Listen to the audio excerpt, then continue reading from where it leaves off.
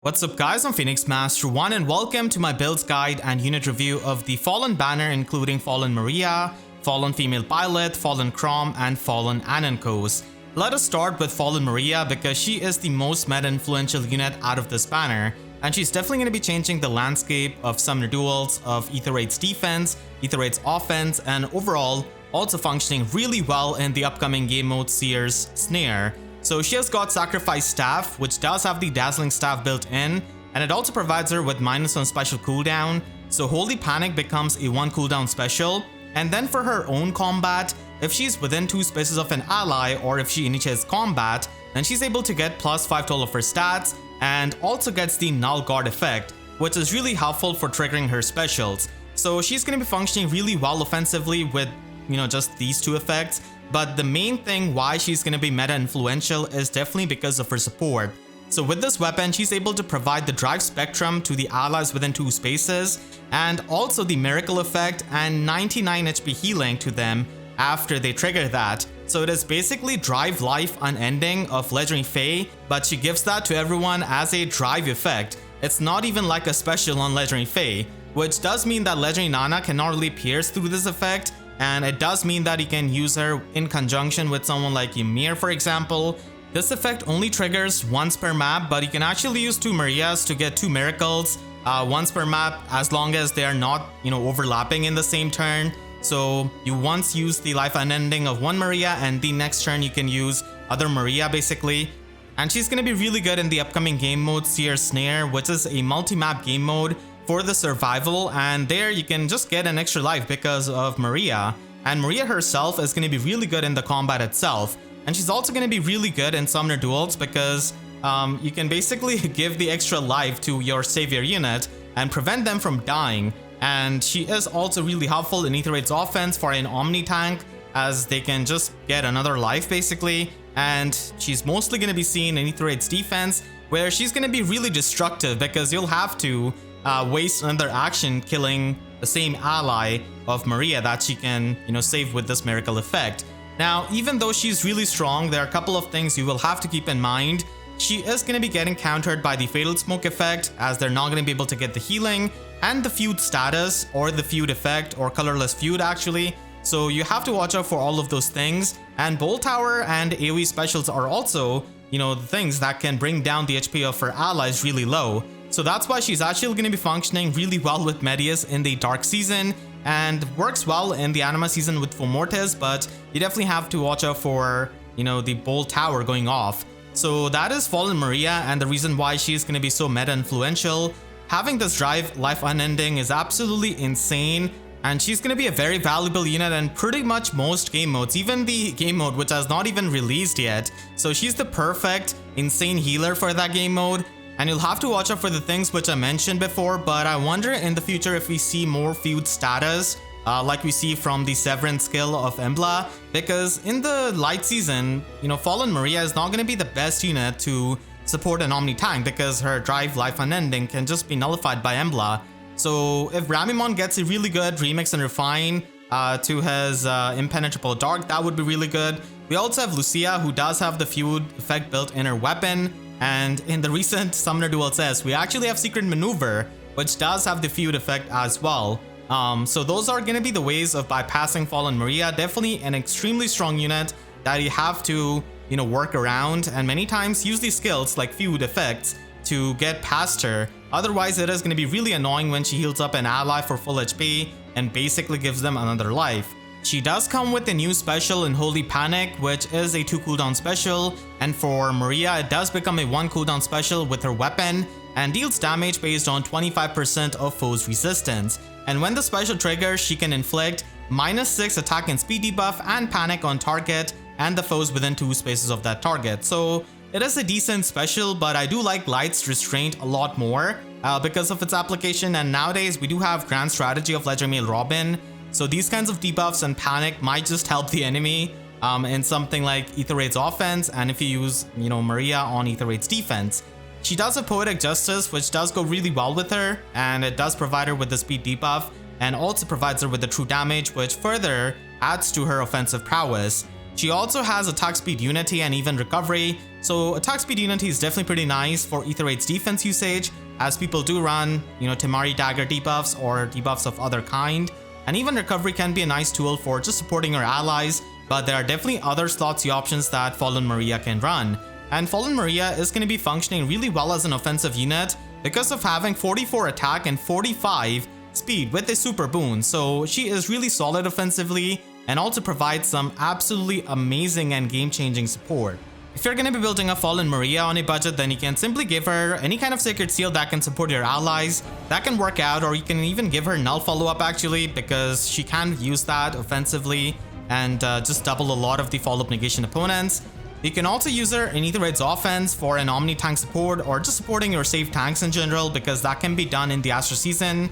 And with Elamine and Plumeria, you actually do boost the speed of your allies by quite a lot, so you can definitely try and use Infantry Null Follow-Up from the Divine Codes and support an Omni tank with that. And if you're going to be supporting just the save allies, then you can just run Distant Guard. That also works out, or even Recovery is fine.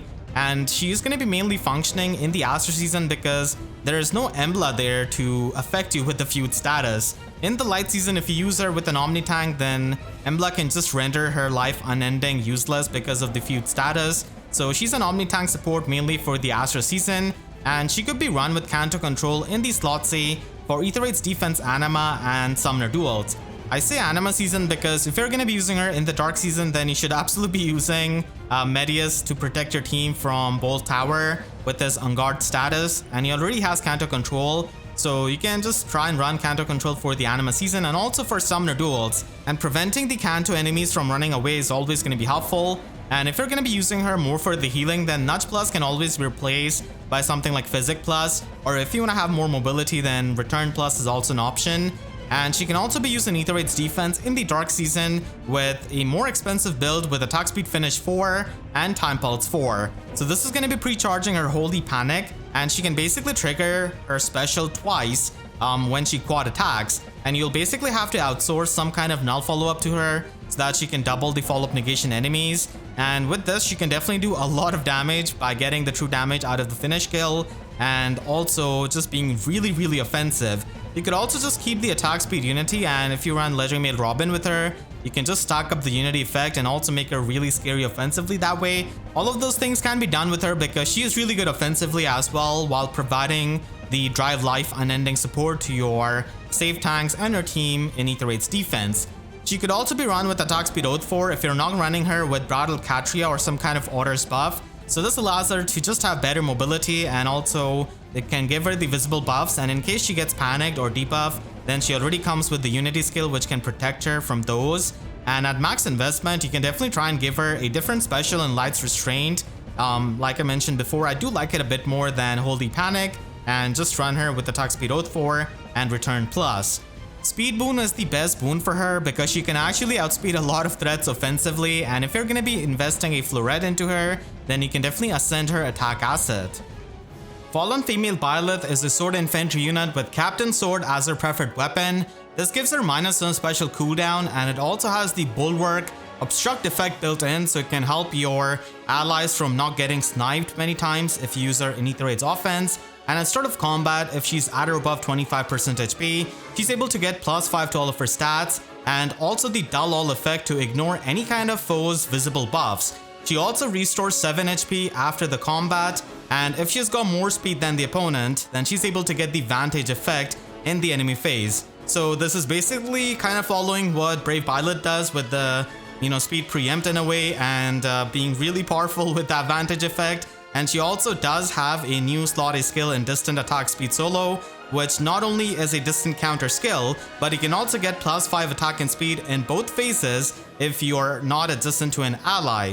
She does have Divine Pulse, which is going to be making her really, really strong. So it is 2 cooldown special, and it does boost the damage by 25% of her speed and reduces damage from foe's next attack by 75%, and the next attack deals true damage based on 20% of her speed. So this is going to be a really strong damage reduction special because it is not pierceable by Deadeye or Lethality as we have seen on Brave Byleth. So if she can Vantage with her Captain Sword, then Divine Pulse is going to be helping tremendously for the survival. And on top of that, she does have Close Call 4, which does provide her the speed and defense debuff on the opponent. and it does have phantom speed built in, which is so important for Byleth, who depends so much on outspeeding the opponent so that she can trigger the Vantage effect from her weapon and also get the damage reduction out of the skill. So Close Call 4 is the perfect slot B skill for her that she already comes with. And then she's also got Time Pulse 4, which can just loop her Divine Pulse because it does have the mini special spiral, and it can also pre-charge it at start of a map.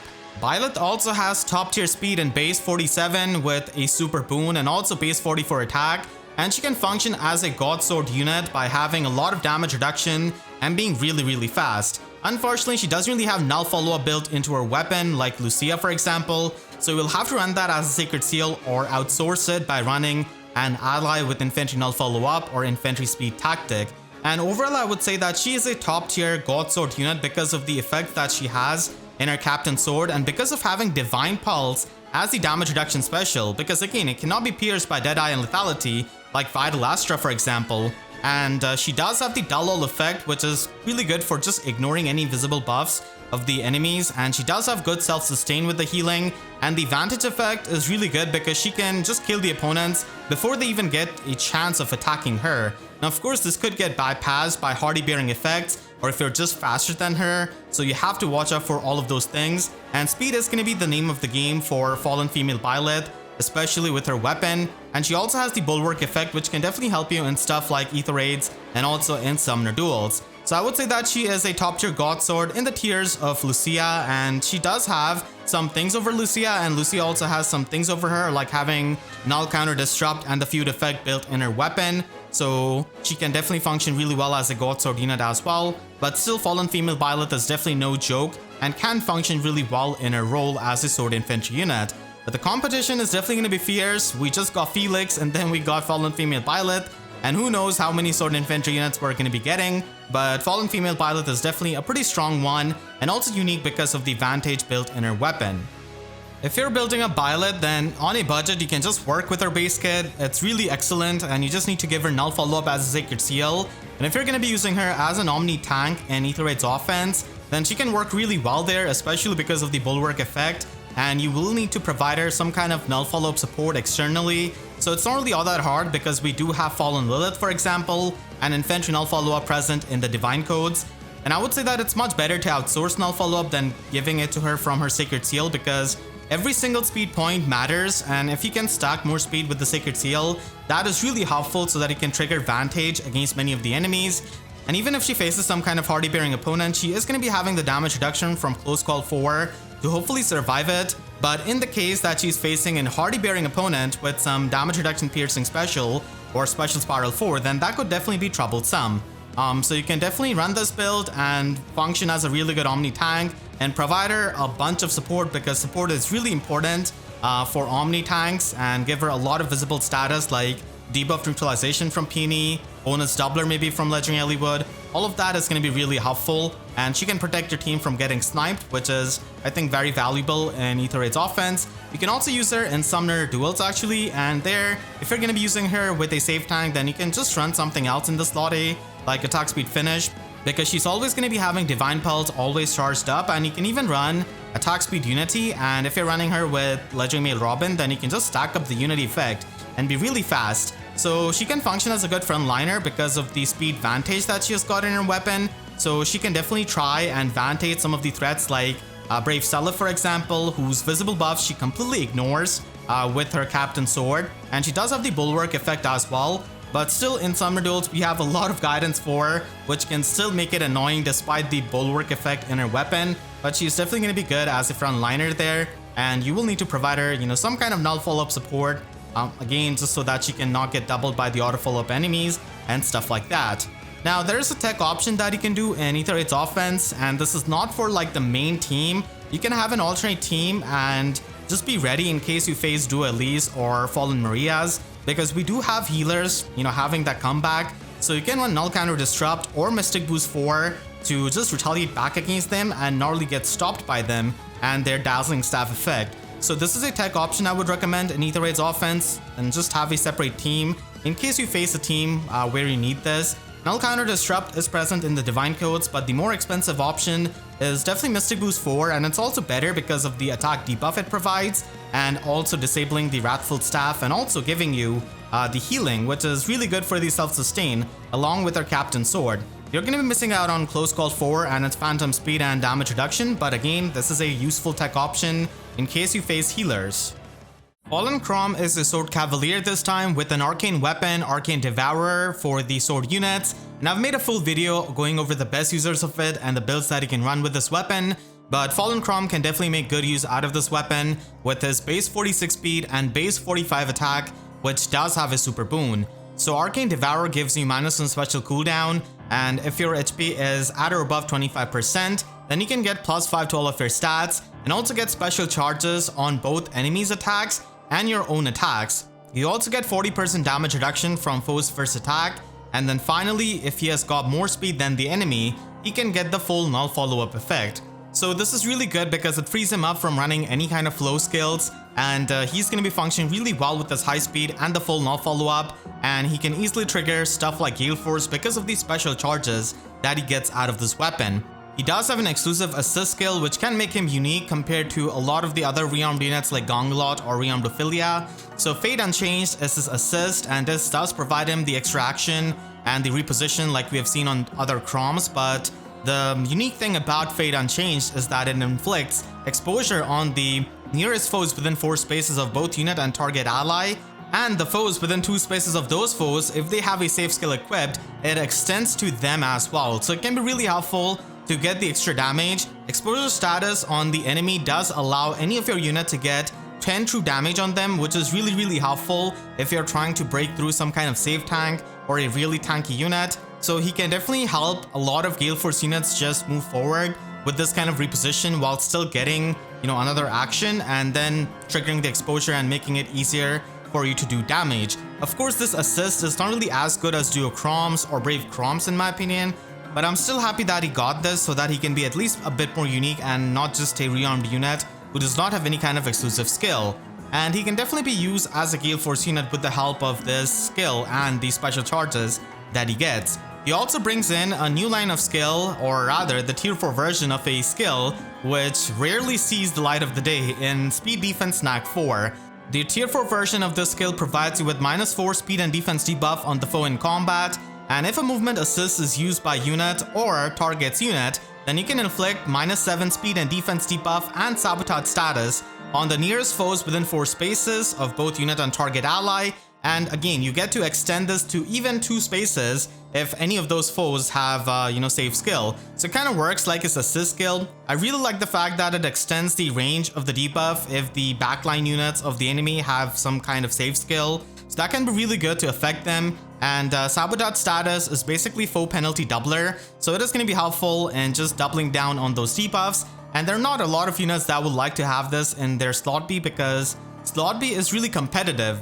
Of course, Fallen Chrom can easily use this because of his Fate Unchanged and how he can get another action after using it. But of course, Brave Chrom is also another good user of this skill, and he can also get the sabotage status and the debuffs out of it while still maintaining the Canto 1 effect from the alarm attack speed that we now have. So it is something that you could run on him, and this can also be run on smite units like Naga, who are often used as a smite bot. So it could be helpful in just debuffing the enemies and also having the sabotage status on them. And this could also be run on Legendary Eliwood, who is a support unit, and many times he does use smite, so it could work out on him as well. Unfortunately, the Snag skills are only exclusive to flying units and cavalry units, so Legendary Lucina and Legendary Chrom are not going to be able to make use of this, which is a bit unfortunate, but at least Fallen Chrom is able to use this with Fate Unchanged and do a lot of debuffs and have the 2 status effects like exposure and sabotage on the enemies. Overall, Chrom can work as a nice sword cavalier with his Arcane Devourer, his offensive stat spread, and Fate Unchanged, but he's not really going to be too insane because we do have Brave Seliph and Legendary Nana as sword cavaliers giving him the competition. And when it comes to cavaliers, we do have Brave Chrom who can just copy the status effects of many units with his assist, so this Fallen Chrom is not really that level of insanity, but still he's going to be solid with the things that he has got going for him. If you want to run Chrom on a budget, then you can simply give him the solo Sacred Seal and he should be fine. His base kit is pretty good as it is. And do not forget to refine the arcane weapons. You can also give him alarm attack speed, which is definitely going to be the best slotsy skill if you really want to get the Canto effect while having the Snag 4 skill in the slot B. So if you have extra Nerthus, then this could be possible. If you don't really want to run Gale Force or the Snag skill, then you can just run him with the Neotrace skill and get the full counter effect. And you can also run Luna instead of Gale Force, but I do like Gale Force on him quite a lot because he's a Cavalier and he does have easy special charges with his weapon. So that's why he can definitely be used in Aether Raids offense as a Gale Force unit. And he's not going to be the main initiator. A lot of people do use Brave Seliph and Brave Chrom, and if you have seen my Aether Raids videos, I also use them quite a lot for Gale Forcing. So he does overlap with the color with Brave Seliph if you're using Brave Seliph, but still on some of the teams, if you're going to be having trouble killing their frontline unit or killing their near savior or outspeeding them, then he could be used in an alternate team just as a tech option. Because of the exposure and the sabotage effect that he can provide, he doesn't really do the role of Brave Chrom in a sense because he cannot really get the +1 movement copied through his assist like Brave Chrom. So he could be used as the secondary Gale Force initiator or even a tertiary Gale Force initiator on your team, or even just have an alt option to be run with Brave Seliph, because Brave Seliph is needed many times because of a sheer firepower and the miracle effect, which can easily lead into the Wings of Mercy shenanigans. So Fallen Chrom can definitely work out as a Gale Force unit in Aether Raids offense if you really like using him, and can be used in other season as well. Like if you're using Brave Chrom in the light season, then you can just try and use him in the Astro season, and he can just put forward the Gale Force units, which is really good. So that can also work out. So Fate Unchanged ultimately is always going to be useful on any kind of Gale Force team, even if like the assist is not as insane as Brave Chrom's, or even Duo Chrom, who can give you these special charges, which can be really useful for a Gale Force team. Finally, at max investment, you can definitely try and run him with Speed Smoke 4 and try and function in a mixed phase build, and you can definitely run Aether because you do have these special charges, so it is not really all that hard to trigger Aether and get the healing out of it. So this is an option if you just want to invest into Fallen Chrom heavily with something like Speed Smoke 4.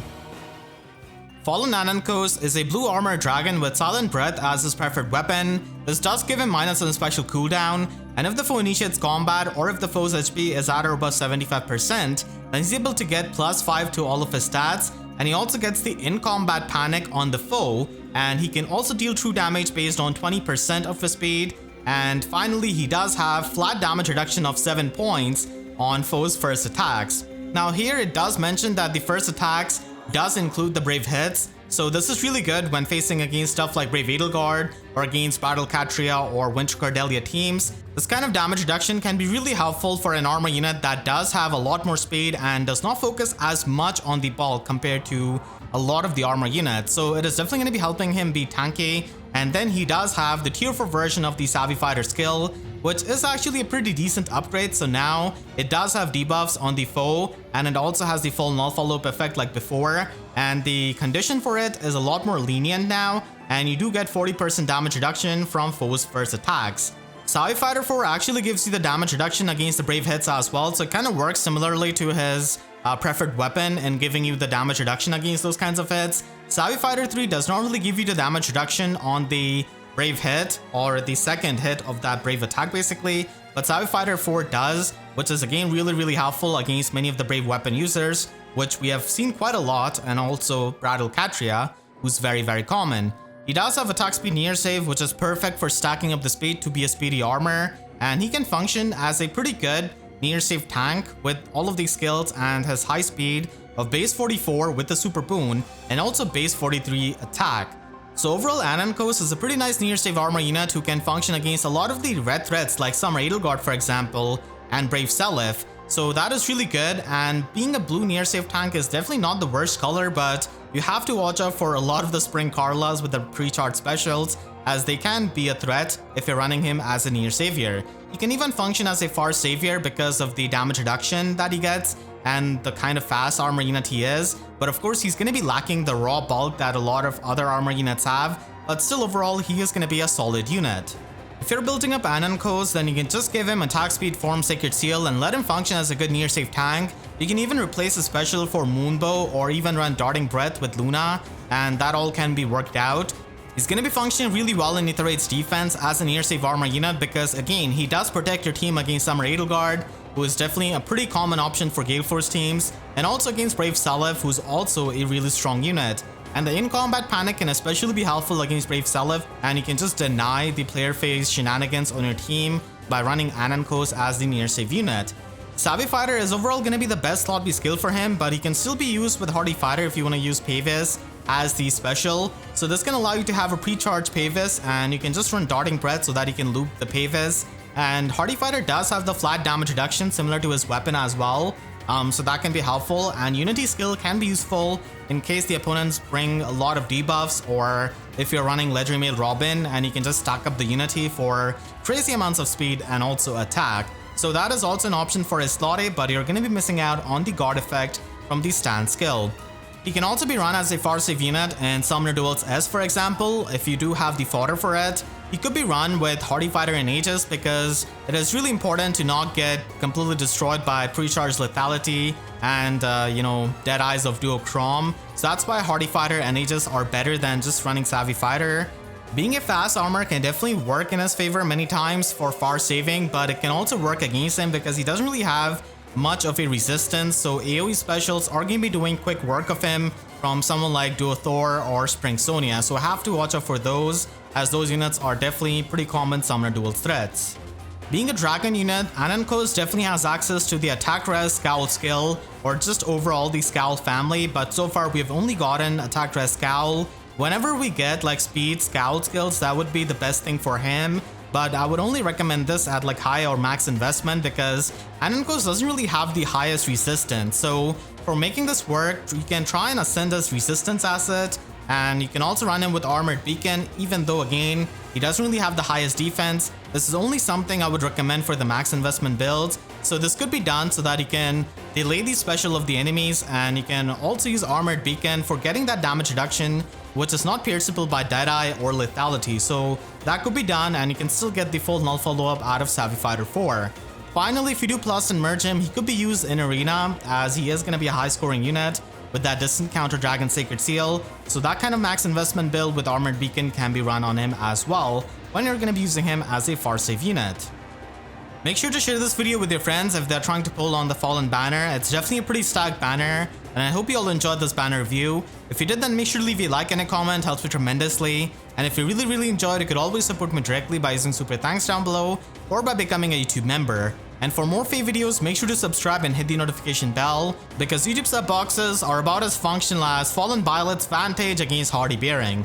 So with that said, I'll see you guys next time. Thank you so much for watching and have a great day.